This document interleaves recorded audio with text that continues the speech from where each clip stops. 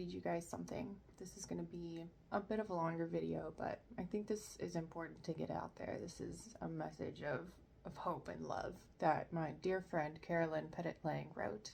Hope, like oxygen, is invisible and necessary for human life.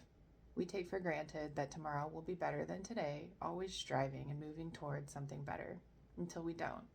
Then colors fade, food loses flavor, and exhaustion nags as we descend into the hollowness of depression or the pain of despair.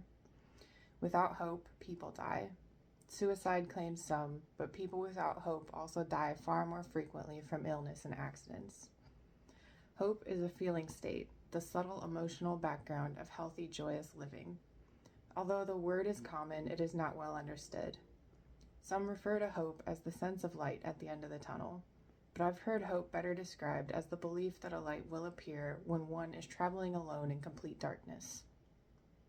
Today, working at the forefront of agroforestry adoption, I am bearing witness to the enormous power of trees to ignite and sustain hope. The young man speaks to me with a flattened voice. I hear anger buried there, but it's not directed at me. He is suspicious and tired. He is thinking of returning home to the Midwest from the coast. As he explains his plans to plant trees on his family's farm, he is unsure, wondering about the costs, fretful of the details.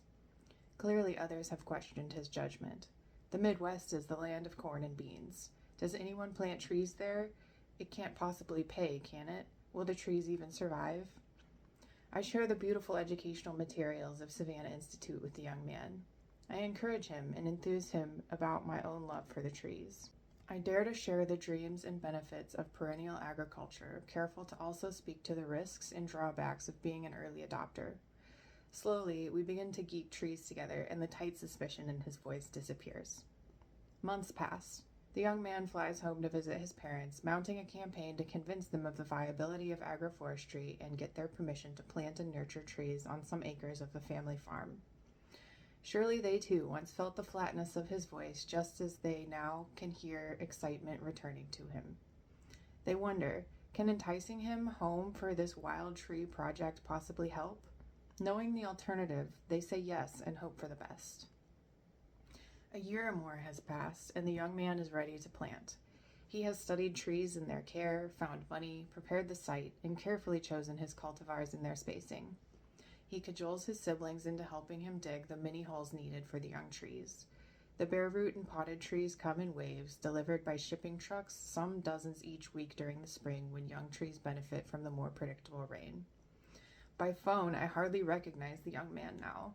His voice sings through a full register of sound. His breath is strong, and he laughs often. He loves the trees and cares for them with devotion. I wonder, does he realize the changes he has experienced? The old soldier is gruff, but his smile is warm and mischievous. He puts himself into my phone as tree farmer. In truth, he owns another business, but trees are his true vocation. We are among many tree lovers at the conference. We talk of trees, planting them, nurturing them, harvesting, and sharing their fruits and nuts. After a good dinner in the company of another soldier turned farmer, he begins to open, sharing the stories of his life journey. Multiple tours of duty took the old soldier around the world. He has known other peoples and cultures. Even as he loved them, he fought and killed. That was his job. Many of his soldier friends died, some in combat and some to their own hand after returning home. He understands this. The old soldier has faced the pain of a broken body, the numbing return to normal living, the ongoing struggle to reconnect with loved ones. There are things only other veterans understand. The military gave the old soldier the confidence, skills, and know-how to reach most every goal. Upon his return to civilian life, he sought success and achieved it. But making money and acquiring the finer things in life did not bring him joy. Planting trees did.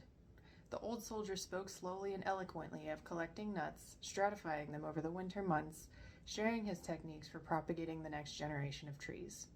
He also shared his belief that planting trees and caring for them over time was healing to him and could be to others. He yearned to put his hands in the soil alongside his fellow veterans, believing it would save lives just as trees continue to save his. Trees gift us with oxygen, an invisible gas critical for our survival. Is it so strange that these marvelous beings around which so much life burgeons and depends can also offer us hope? It is time we open our minds and hearts wider to the gifts of trees.